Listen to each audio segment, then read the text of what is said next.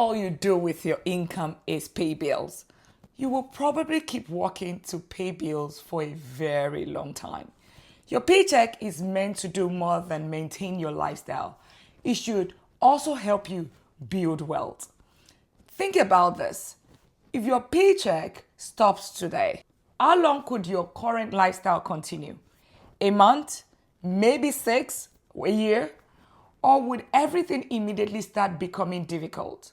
That's one of the questions that separates making money from building wealth. Most of us, we are taught how to work for money, go to school, study hard, build a career, earn a paycheck, pay the bills, and hopefully save something. But eventually, you want to start reversing that relationship. You want some of the money you're working so hard to earn to begin working for you.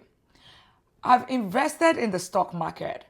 I've built a double-digit rental property portfolio, and I've spent years building my career and increasing my income. And if I had to simplify wealth building into a system someone could actually follow, these are the 7 steps I would use.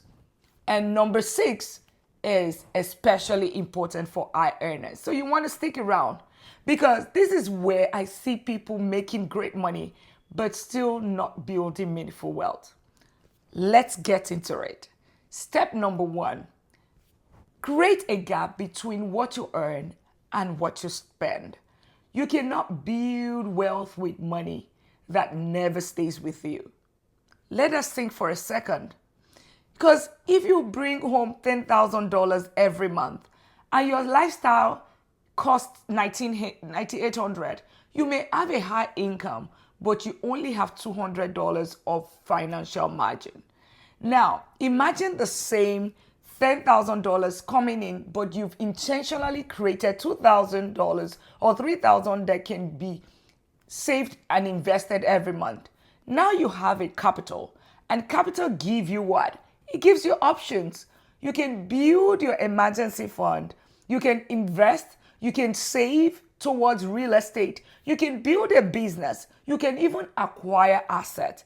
This is why lifestyle inflation can be so dangerous. I call it a wealth killer. You get a raise, so you upgrade your car.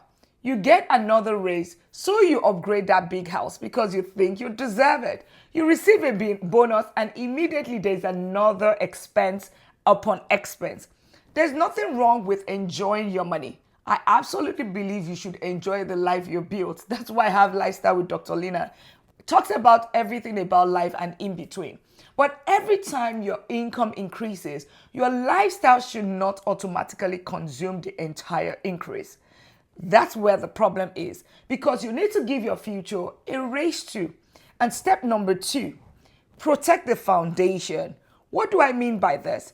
Before I start aggressively investing, I want financial stability.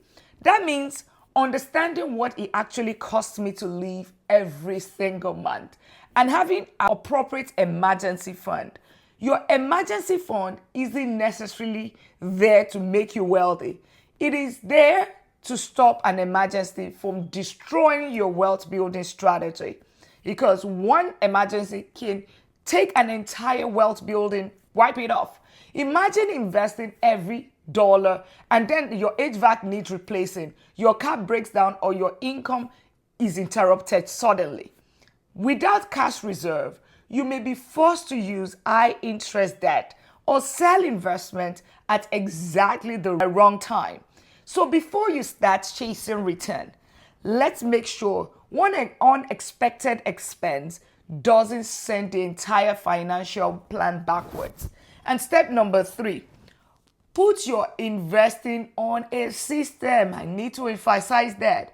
One of the easiest ways to never invest consistently is to say, I'll invest whatever is left at the end of the month. And somehow, there's always something else that spends it. Most of the time, there's usually nothing left. Instead, you need to decide intentionally what percentage or dollar amount you can invest and automate where appropriate. Automation is better than motivation, because if your employer offers a retirement plan Understand it. If there is an employer match, understand exactly how it works, depending on your circumstances and eligibility.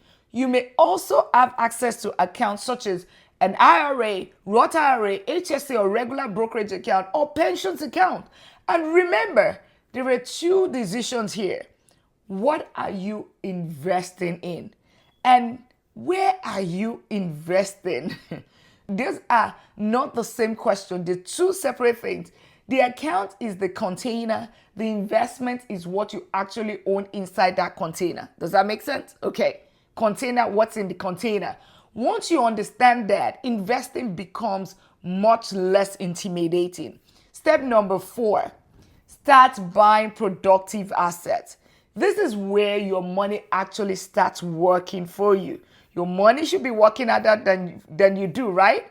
A productive asset is something with the potential to increase in value, produce income, or ideally some combination of both, cash flow and growth. For many people, diversified ETFs or index funds provide exposure to hundreds or even thousands of securities without requiring you to identify the next Nvidia or Microsoft or Coca-Cola. Real estate is another asset class. I've invested in both, and I don't believe this always has to be an ETF versus real estate conversation like a lot of people make it to be. They can serve different purposes. The stock market can offer liquidity, diversification, and of course, long-term growth potential.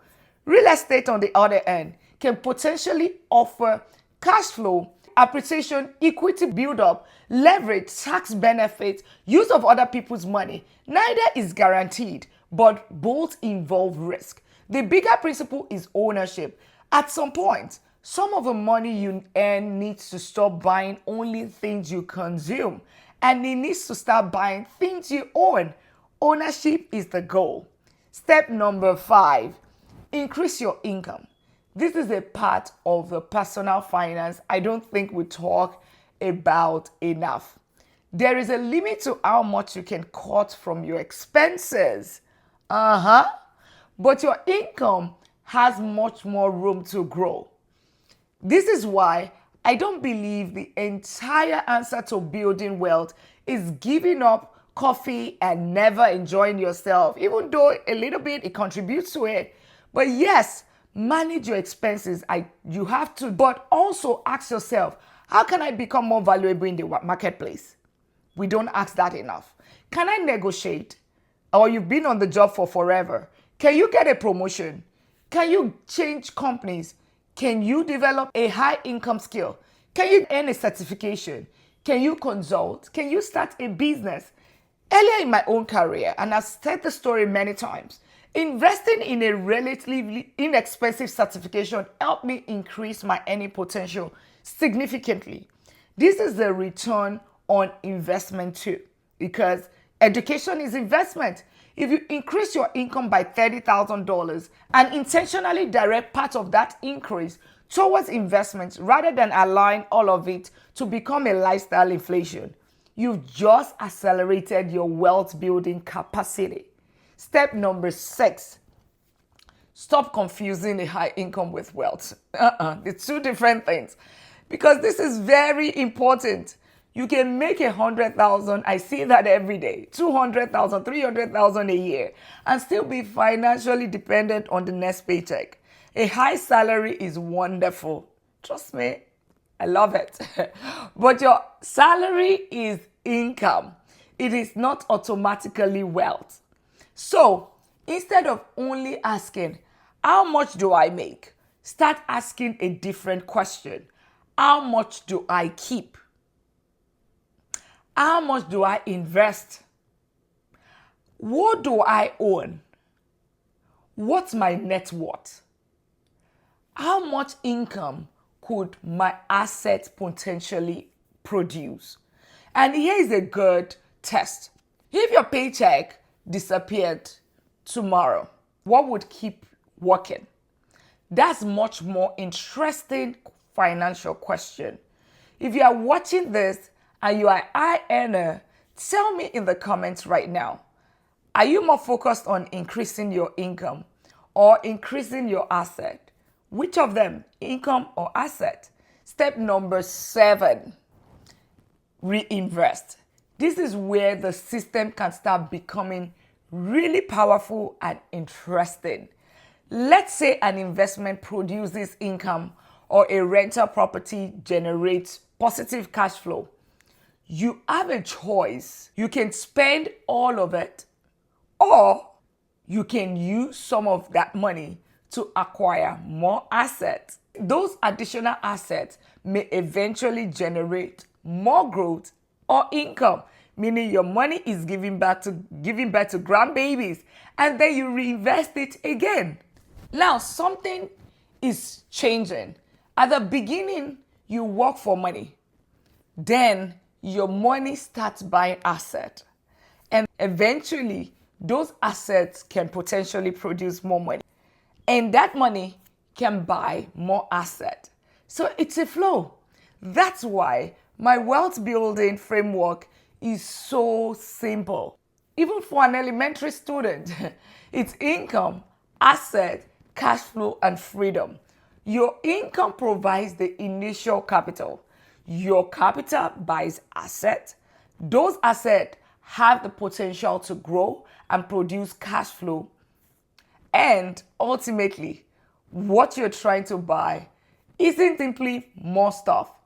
We're trying to buy options. The options to change careers, the options to work less, the options to travel, the options to spend time with your family and the people that you love, the options to retire or become work optional, the option to say no.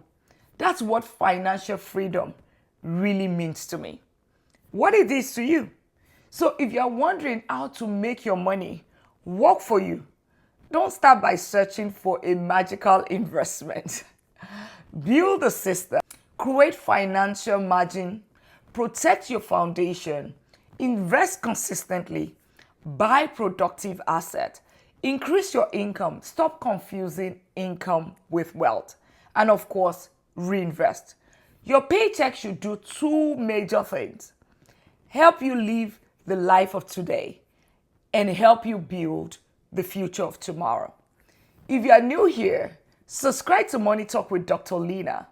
I teach practical strategies for investing, real estate, and turning your income into long-term wealth.